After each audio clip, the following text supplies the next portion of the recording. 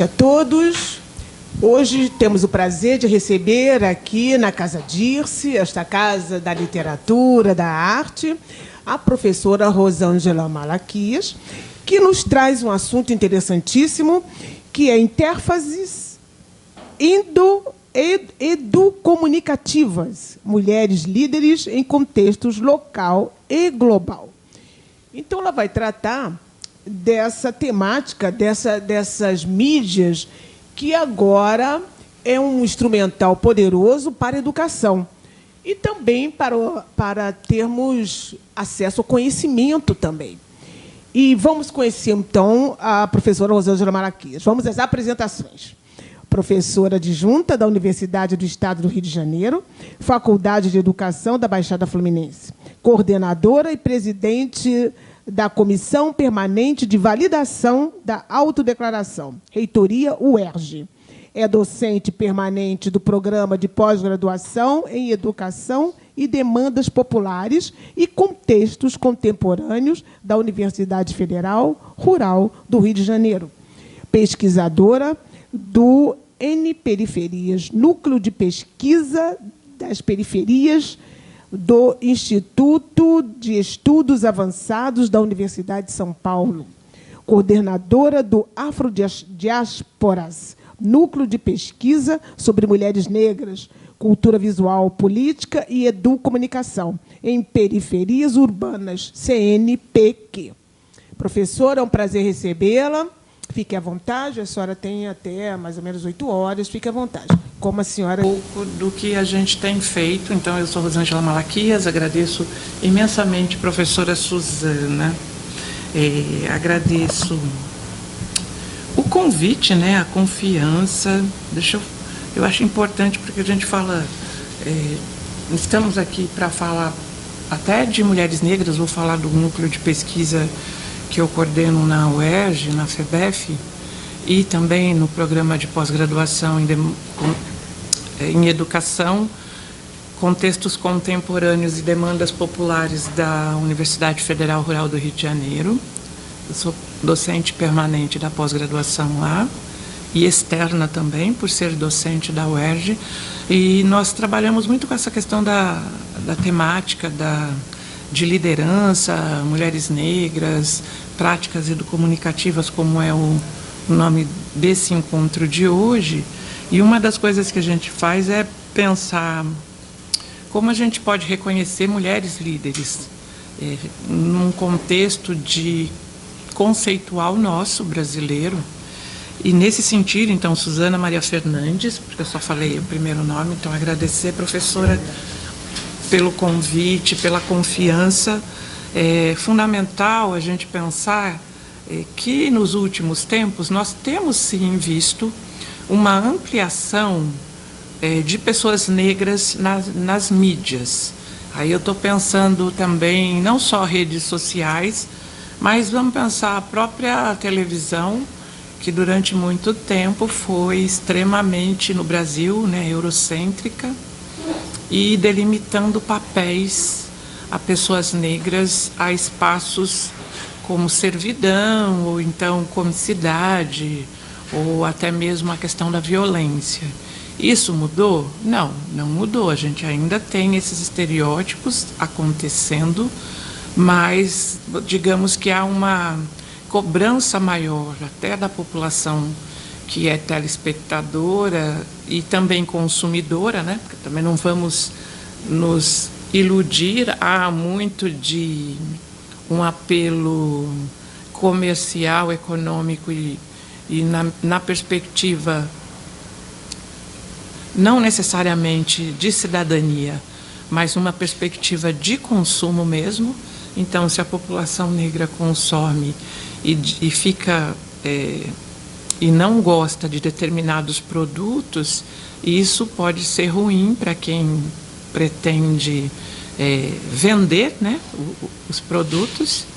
E aí, por isso, também há vamos dizer, uma ampliação dessa representatividade na mídia.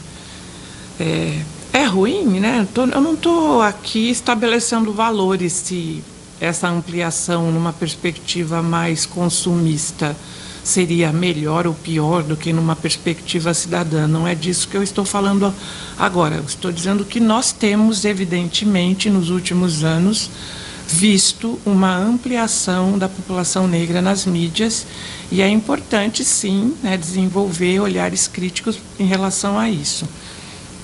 Então, hoje, o que eu pensei? Compartilhar com vocês um pouco do que o Afrodiásporas, que é o núcleo de pesquisa sobre mulheres negras, cultura visual, política, educomunicação em periferias urbanas, que é um núcleo vinculado ao Diretório de Pesquisa do CNPq, e que a Suzana apresentou há pouco para vocês, o que a gente tenta desenvolver. Então, tem um histórico desse núcleo. Eu sou paulistana e em 2015 eu prestei concurso para a UERJ. A minha formação, eu sou jornalista de formação e doutora em Ciências da Comunicação pela Universidade de São Paulo. No mestrado, eu tive a sorte, vamos dizer assim, e é sorte mesmo, porque olhando para uma formação transdisciplinar, lá atrás, nos anos 90, eu entrei no mestrado em 93, já era algo diferenciado, assim, não tinha tantos programas que trabalhavam numa perspectiva transdisciplinar. E o programa de pós-graduação em integração da América Latina da Universidade de São Paulo obrigava, né, as pessoas que faziam mestrado e depois o doutorado a fazerem pesquisas comparativas. Então, naquela época, eu decidi comparar juventude negra brasileira da cidade de São Paulo e juventude negra afro-cubana da cidade de La Habana, centro de Havana. Fiz um projeto de pesquisa e depois desenvolvi a pesquisa sobre isso. Eu já tinha uma formação, né, como jornalista e uma formação na área de comunicação. Anos mais tarde, no doutorado, eu saio do programa de América Latina e vou para a Escola de Comunicações e Artes desenvolver um doutorado sobre ainda juventude, prevenção de drogas, também um projeto comparativo pensando campanhas publicitárias sobre prevenção, e me interessava campanhas que mostravam jovens e campanhas que mostravam mulheres. E aí eu escolhi comparar campanhas do Brasil e campanhas nos Estados Unidos. Esta trajetória me levou a ser convidada a dar palestras em escolas públicas, principalmente para jovens do ensino médio ou também para professoras da rede pública de São Paulo, porque as pessoas tinham interesse em falar sobre isso, sobre juventudes, né, sobre essas temáticas. E foi bem bacana porque nesse momento acontecia na cidade de São Paulo um grande projeto chamado Educom Rádio. Ele foi coordenado pelo professor Ismar Oliveira Soares, que é um dos teóricos, vamos dizer, brasileiros, que pensa a educomunicação. E naquela ocasião eu fui convidada para ser uma palestrante. Então meu papel era tanto palestrar para professoras da rede. Eu estou falando no feminino porque a rede municipal de ensino em São Paulo ela é majoritariamente feminina. Claro que tem homens, mas eu sempre prefiro falar no feminino quando as mulheres são maioria. Então, eu fazia palestras para as professoras, mas também para os estudantes, crianças e pré-adolescentes em outros espaços. O processo desse projeto Educom era totalmente pensado nas fases, né, nas possibilidades que o conceito de educomunicação apresenta. E nesse sentido, uma das fases era, por exemplo, com as crianças, responder as perguntas. As crianças eram as repórteres, então elas me perguntavam, por exemplo, por que eu estudei jornalismo, por que era importante fazer uma faculdade, enfim, elas faziam uma série de perguntas que interessavam a elas, e a partir das minhas respostas elas elaboravam um jornal na escola, né? Ou um jornal de rádio, ou um jornal, ou um fílmico mesmo, né? Algo filmado, enfim. Essa experiência foi muito rica porque eu passei a incorporar uma reflexão sobre a educomunicação. Então, se a gente pensar num primeiro momento, a educomunicação como um conceito que é baseado numa análise crítica das mídias, tudo bem, está tudo certo. Mas, para além disso, né, o convite que a educomunicação nos faz é uma reflexão cotidiana, tanto nossa, enquanto pesquisadoras, pesquisadores, mas principalmente uma reflexão do que a gente chama de ecossistemas comunicativos. Os ambientes, que podem ser espaços físicos ou virtuais, nos quais a comunicação circula. E quando a gente tem a consciência de como esses ecossistemas atuam na nossa vida, nós podemos também inferir, né, nessa organização comunicativa, naquilo que a gente vai produzir. Então, vamos pensar a escola. A escola já é um ambiente no qual, né, dependendo inclusive do setor da escola, o ecossistema ele vai atuar de forma diferente. Vou dar um exemplo, a quadra da escola, e aí, voltando um pouco, né, a escola em si já representa um ecossistema comunicativo. Mas dependendo de como a gente olha a comunicação, reflete sobre ela de uma maneira mais, não vou dizer teórica, mas quando a gente compreende a comunicação como um campo que nos possibilita aprender, né, e completar o processo educativo, a gente pode identificar dentro da escola diferentes ecossistemas comunicativos. Então, a quadra, ela já em si pode nos comunicar relações. Então, algumas escolas, por exemplo, eu não sei no Rio, né, porque eu tive experiência em 2016, 2017, já como professora da UERJ, de participar de inclusive falando de educomunicação, de uma formação de professoras e professores da CEDUC no Museu da República, a convite de uma professora chamada professora Lourdes Silva, da UERJ, da Faculdade de História. Mas foi só um encontro de um dia, foi bem legal. Eu estou falando agora de encontros, né, durante já um período longo em São Paulo, durante alguns anos, que eu trabalhei nessas formações com pessoal das escolas públicas. E aí a quadra, né, voltando ao exemplo, ela pode comunicar espaço masculino, um espaço que os meninos dominam e que as meninas ficam lá em volta, sentadas, assistindo.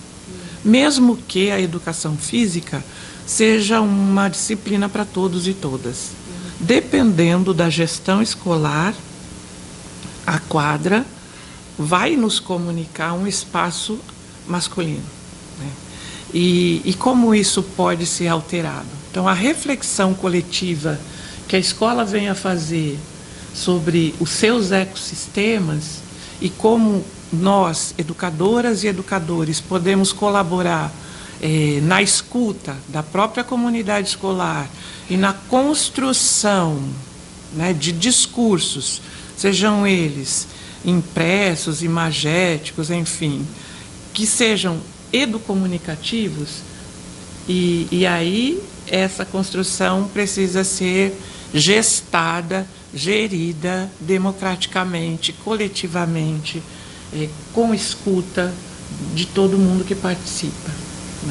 Então, aí nessa perspectiva, quando a gente entende que a educomunicação ela transita filosoficamente, então, no pensar a comunicação como um campo que nos propicia aprendizado, a gente olha para Paulo Freire, né, que foi lá atrás, então nos anos 70, um teórico que vai escrever sobre o óbvio, né? Que a comunicação, ela nos possibilita a extensão do conhecimento.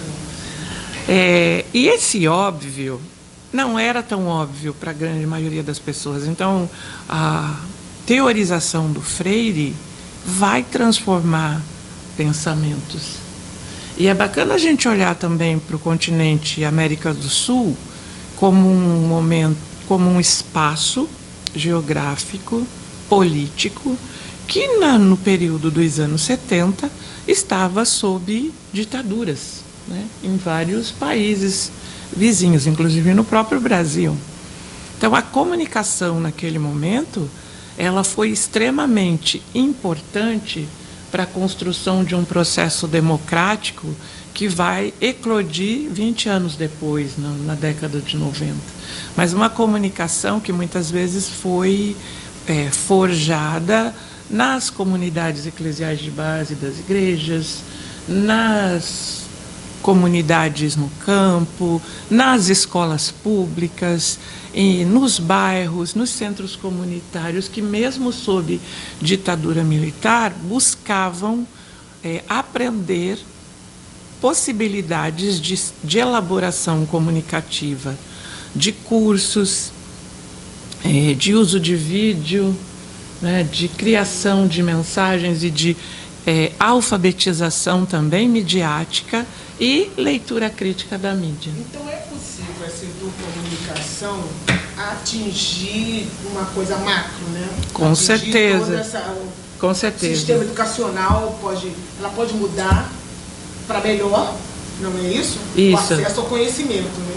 O próprio MEC reconheceu isso. Então, já há alguns anos, o MEC, ao perceber o quanto a metodologia da educomunicação possibilita a reflexão individual e coletiva, né, ele vai reconhecer em cursos, inclusive na questão ambiental, né, cursos que pensam como preservar, como pensar o desenvolvimento sustentável, entendeu? Então, em várias áreas. E aí, Suzana, também é importante a gente pensar assim, que você provavelmente, a gente conversou hoje, você tem conhecimento literário, você é professora de literatura, você faz estudos do meio com seus estudantes. Estudos do meio, para algumas pessoas, são passeios. Aí eu disse para ela que eu sempre digo para as minhas estudantes, não é passeio, é estudo do meio.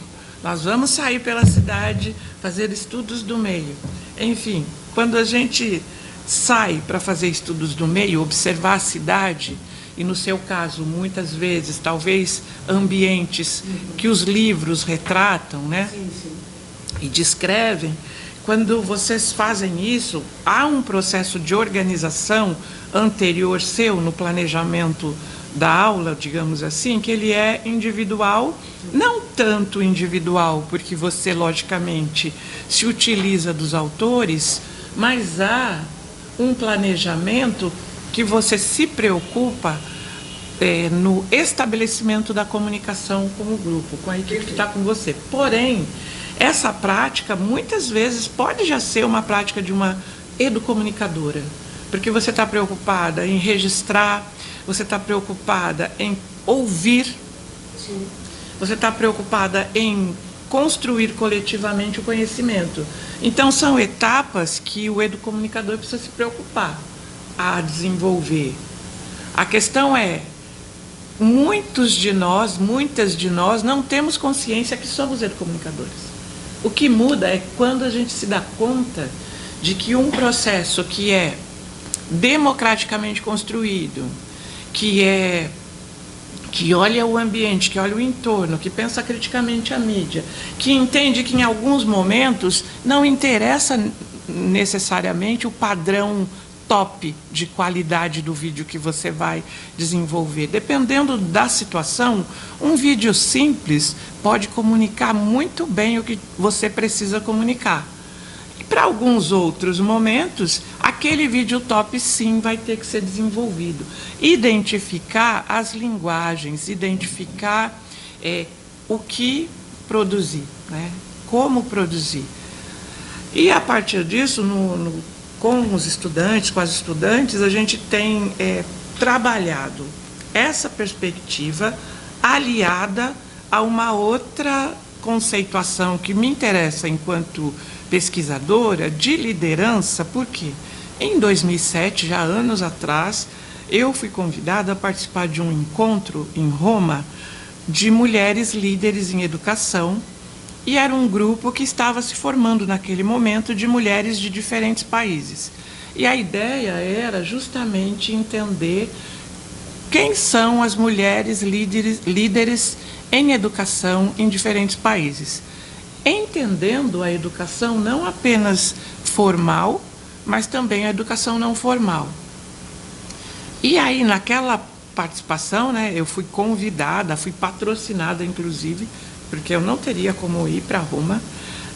Eu me lembro que eu falei sobre mulheres negras, o movimento de mulheres negras no Brasil, e como muitas mulheres negras se mobilizaram, se organizaram para mudar, inclusive, a agenda política desse país. Então, poucas pessoas estudam, né, a trajetória do movimento de mulheres negras neste país e não sabem, por exemplo, que a conferência de 2001 de Durban, que foi a terceira conferência mundial contra o racismo, discriminação racial e xenofobia na África do Sul, foi praticamente pautada pela agenda construída, elaborada pelos movimentos negros, mas, sobretudo, pelo movimento de mulheres negras no Brasil, que se organizou muito para que o governo brasileiro chegasse na África do Sul com propostas condizentes com a realidade da população negra. Eu gosto de citar o exemplo dessa conferência, que se deu em 2001, porque a primeira universidade que vai adotar cotas étnico-raciais é a UERJ. Né? No Paraná também teve, né? Bahia, Bahia, o ANB também. Mas, assim, vejam que, pós-Durban, né, no mesmo momento de discussão da conferência contra o racismo, e que o movimento negro brasileiro se mobilizou, que o movimento de mulheres negras se mobilizou. Então, eu lembro que eu fui para Roma falar do movimento negro, movimento de mulheres negras, e lá cria-se um grupo que se chama Women Leading Education, que existe até hoje, o WLE, ou WLE, né? E nós nos reunimos a cada 2 anos em diferentes países para entender o status das mulheres na educação ou na educação não formal. Então, as estudantes, eu sempre pergunto, vamos tentar entender quem são essas lideranças. Mas, e hoje a gente conversando sobre cinema, né, a Suzana me falou, por que será que algumas atrizes famosas, só elas são convidadas para alguns filmes? Mas nós também respondemos, porque elas são famosas e vão, né, gerar patrocínio, quero uma vez. Mas eu falo para as alunas, não vamos procurar mulheres famosas, vamos procurar mulheres nas periferias, aqui na Baixada Fluminense, onde vocês estão, que possam, a partir da vida que elas desenvolvem, da trajetória de vida, apresentar uma perspectiva de liderança educativa. São mulheres que estimulam outras mulheres ou jovens ou outras pessoas a estudarem. São pessoas que, por conta da sua história de vida, conseguiu... Não é simplesmente histórias de superação. Nós estamos falando de questões assim, de pessoas que muitas vezes... Aí eu vou dar um exemplo de uma líder, né, que uma estudante do doutorado da Rural, eu dou aula na pós da Rural, na graduação da UERJ. No momento não estou dando aula na graduação, porque eu estou trabalhando com as cotas étnico-raciais na Comissão Permanente de Validação da Autodeclaração. Mas uma das alunas, que é a Ellen Aniszewski, professora da rede pública do Rio de Janeiro, professora municipal do Rio de Janeiro, fez minha disciplina e falou assim: Rosângela, eu quero muito entrevistar a professora Ilka Valéria, e a Ellen é uma mulher branca. Ela falou: a professora Ilka Valéria é uma mulher negra, e ela, na escola, ela foi diretora, agora ela já se aposentou, mas ela dá nome à sala de leitura, ela também é Yalorixá. E ela tem um respeito da escola enquanto uma liderança. E eu fiquei imaginando, será que... ela falou: eu não me lembro da Ilka pregando religiosidade na escola, porque ela respeita a escola como um espaço laico. Mas eu queria muito saber se o fato dela ser uma líder religiosa de matriz africana, se isso influencia nessa trajetória que ela fez de ser tão respeitada, né? Porque ela foi, o nome dela foi meio que unânime. Estudantes, funcionários, as pessoas disseram que a sala de leitura tinha que ter o nome dela, né? Aí eu falei: nossa, adorei, vamos fazer, faz a entrevista. E no processo de entrevista a professora Ilka Valéria, o que aconteceu? A professora Ilka resolveu definir liderança, porque uma das perguntas é: você se considera uma líder? Como você define liderança? E a Ilka escreveu um poema. Ela fala: eu vou responder com poesia, né? Então, ela respondeu com um poema. O que aconteceu depois de um tempo? O trabalho da Ellen, eu li, achei muito bonito. Falei: nossa, tá bonito esse trabalho, né? Você deve publicar. Aí ela veio conversar comigo tempos depois se eu não escreveria com ela também, para que a gente publicasse a 4 mãos. Eu falei: então a gente vai ter que pesquisar mais. Vamos ter que falar de novo com Ilka, vamos ter que conversar. E aí fizemos isso, e o artigo saiu. Foi super legal, porque ele saiu numa revista com Qualis, né? A Caps Qualizar, assim, que foi ótimo. Mas o mais legal, gente, é que a gente acabou recebendo um convite para a Bienal, para falar do texto na Bienal. E aí, quando nós fomos, em 2020, eu falei assim: não é nós, né? A Ilka. Aí, desculpa. Aí a Ilka estava lá com a gente, né? E aí nós falamos assim: nós só vamos nos apresentar como educadoras que reconhecemos a possibilidade de uma liderança.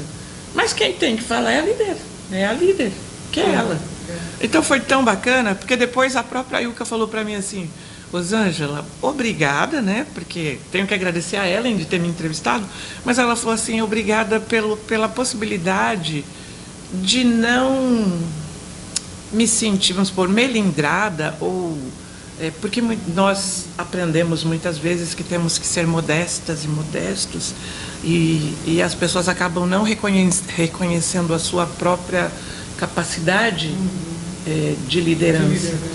Então ela falou: não, foi muito legal olhar para isso, e foi legal pensar que tudo que eu acabei desenvolvendo como pedagoga, como professora e como diretora de escola é fruto do que aprendi com minha avó e a Lorixá, e com a minha mãe, no terreiro de Candomblé. Então, ela falou: eu aprendi isso, mas ela falou: mas eu também sou uma mulher que entende que a escola é laica, não é uma escola para a gente pregar religiosidade, qual seja. Não é para se rezar o Pai Nosso, não é para falar de religiosidade, converter pessoas, mas é um espaço para se respeitar diversidade, né, para combater intolerância. Então, a vida da Ilka nos faz, né, nesse caso aqui eu estou dando um exemplo, olhar para o conceito de liderança numa perspectiva nossa, aqui, brasileira, e atrelada a como isso pode ser propagado. Então, a poesia da Ilka é também uma prática de educomunicação. Então, achar que a educomunicação está só nas mídias, não, ela está nas artes, ela está na possibilidade de se pensar mensagens que que possam repercutir em diferentes espaços. Então, aí a gente trabalha no Afrodiásporas essa perspectiva da educomunicação, tentando descobrir e reconhecer mulheres que sejam líderes em educação formal ou não formal, e também incorporando o conceito de advocacy, que é uma ideia, um conceito muito utilizado pelo movimento de mulheres, pelo movimento feminista, que é justamente compreender como o direito, principalmente os direitos humanos, funcionam e como a comunicação precisa e pode ser organizada. O advocacy forma pessoas para conhecer os seus direitos e buscá-los, né, na maneira mais estruturada. Então, assim, a gente junta alguns conceitos de educomunicação, liderança, advocacy, para tentar falar um pouco da história de mulheres, seja da Baixada Fluminense, seja do Rio de Janeiro, do Brasil, mas sempre pensando contextos locais e globais, porque aí a gente, participando do WLE, né, nós apresentamos isso. Em 2009, 2 anos depois da minha primeira participação, eu não consegui patrocínio, não participei, que foi na Alemanha. Eu também, naquela época, não era docente, né, da UERJ, mas depois que eu me tornei docente da UERJ, então, eu tenho tentado estimular as estudantes a participarem apresentando trabalho. Então, em 2015, eu fui para Nova Zelândia apresentar trabalho na WLE e lá apresentar a candidatura da UERJ como espaço para sediar o encontro no Brasil, que aconteceu em 2017. Trouxemos para o Brasil mulheres de mais de 13 países, 13 ou 14 países, que foram na Baixada Fluminense participar do nosso encontro. 2019, consegui, com a ajuda da própria UERJ, levar 5 estudantes para a Inglaterra. Nós fomos para Nottingham apresentar trabalho sobre mulheres líderes. Depois veio a pandemia, a conferência não ocorreu, e agora, 2023, aconteceu nas Filipinas, em Tagaytay, e nós fomos de novo, e aí também com um grupo de estudantes da UERJ e também da Rural, apresentar trabalho sobre mulheres brasileiras, né, que são líderes em educação. Essa perspectiva é também interseccional, a gente tem que pensar na perspectiva de gênero, de raça, de classe, de geração, porque é uma forma de ampliar, né, a perspectiva de conhecimento, e é isso. O Afrodiásporas tenta, né, dentro dessa possibilidade, contribuir para a gente reconhecer, né, as mulheres ao nosso lado, como educomunicadoras, como líderes, como pessoas que ajudam a construir a história, e principalmente nesse país, fundamentalmente quando a gente pensa na população negra, pensar uma reparação, né? Porque nossa história tem sido apagada de forma sistemática. Então é um jeito da gente combater esse apagamento, esse epistemicídio, como denuncia Sueli Carneiro. Ouvindo pessoas a partir de escrevivências, como nos ensina a Conceição Evaristo. E tem um detalhe muito importante nessa questão da mulher, né? Está vindo a mulher está indo, a mulher vai nos lugares, a mulher é líder, a mulher trabalha, a mulher faz coisas, né? E a gente diminui um pouco esse patriarcalismo, né? Isso é muito importante. Essa liderança feminina eu acho importante. Não estou falando disso porque quero que seja só mulheres, não, mas está na hora. É muito homem em todas as áreas e a gente fica ali, sabe, mais esmirrado.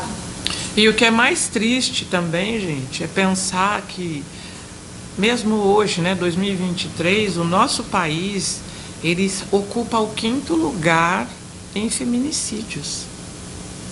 Então, todos os dias, meninas, jovens, mulheres estão sendo assassinadas por companheiros, né? Porque muitas vezes essas mulheres, elas querem se separar, porque elas não querem continuar numa relação abusiva, porque elas querem sustentar seus filhos, porque elas querem estudar, enfim, por motivos mais torpes e banais, são mortas porque são mulheres. São dados das Nações Unidas.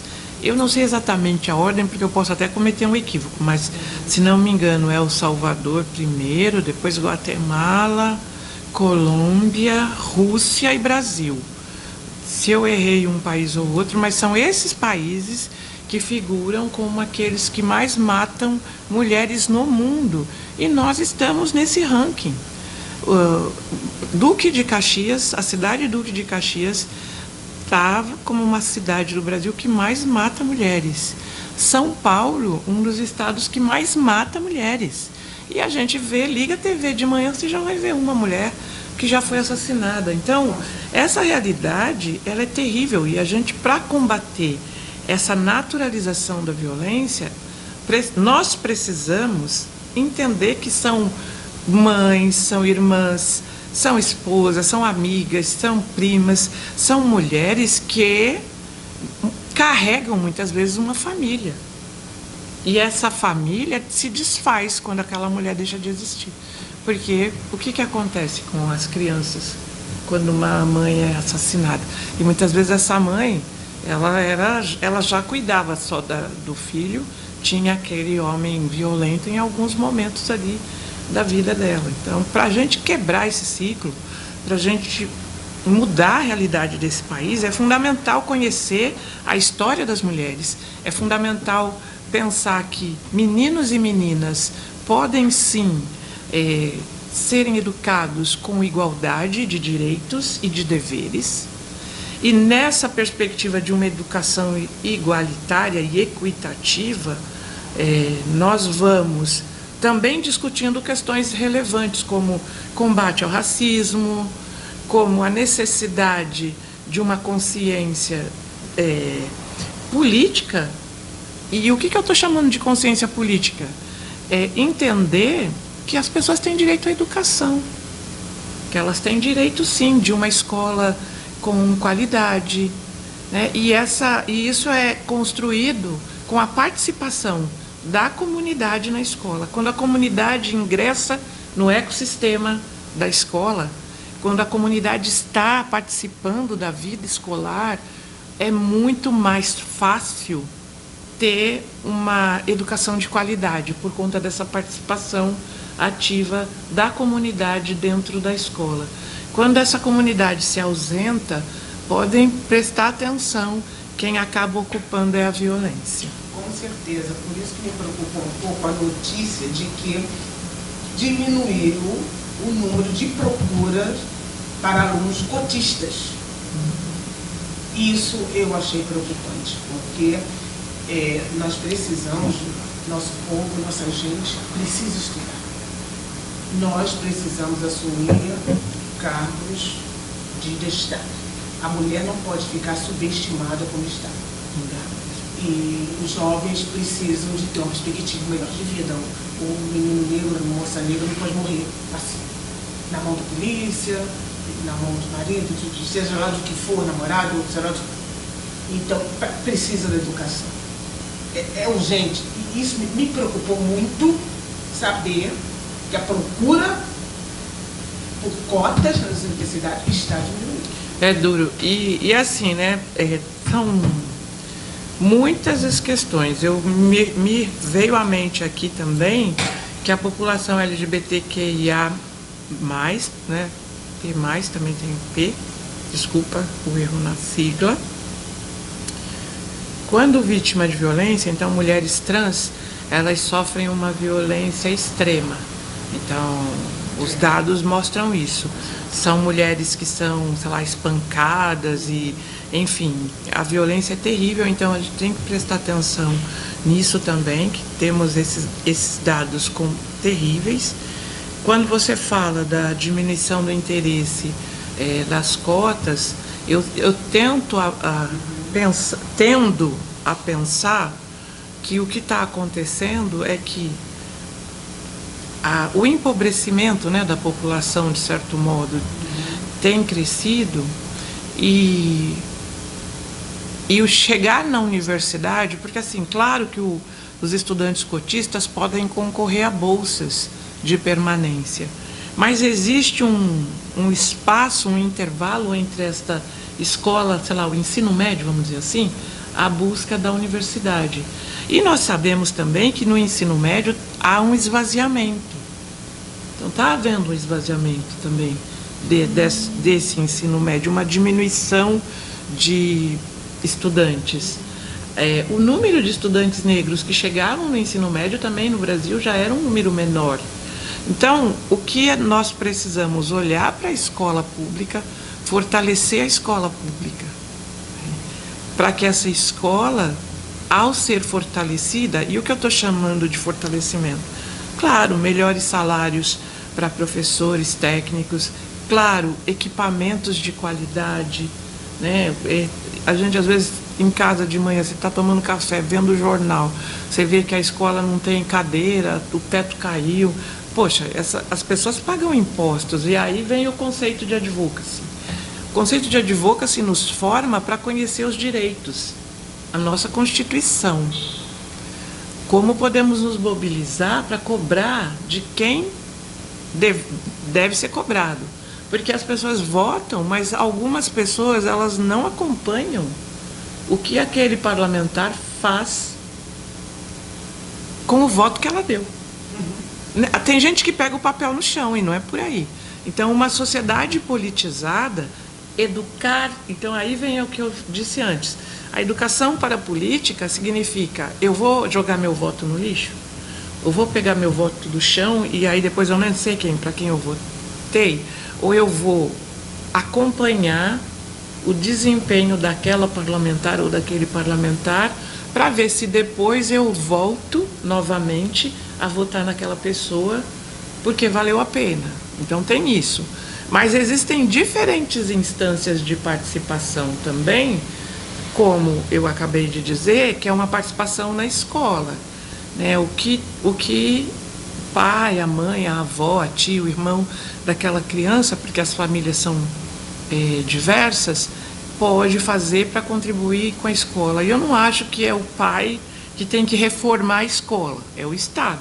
Mas o pai pode somar nas reivindicações, na solicitação de melhorias, enfim, participar ativamente desse processo de investimento, vamos dizer, nas escolas públicas desse país, né? Porque a gente também tem muitas experiências boas. Tem esses dados ruins, mas nós também temos dados de escolas que são referências. Escolas que formam super bem pessoas aqui mesmo no Rio de Janeiro, no Brasil como um todo, e são escolas públicas, né? Então a gente também tem que olhar para essas experiências que são bem-sucedidas. Bom, podemos terminar, professor? Sim, com certeza, falei muito. Vamos terminando, foi um papo ótimo, e mês que vem, dia 30 de novembro, estaremos aqui novamente com Cristina, da editora Palas, também com Cultura Negra. Obrigada, professora Rosângela Malaquias, foi excelente. Eu que agradeço. Muito obrigada.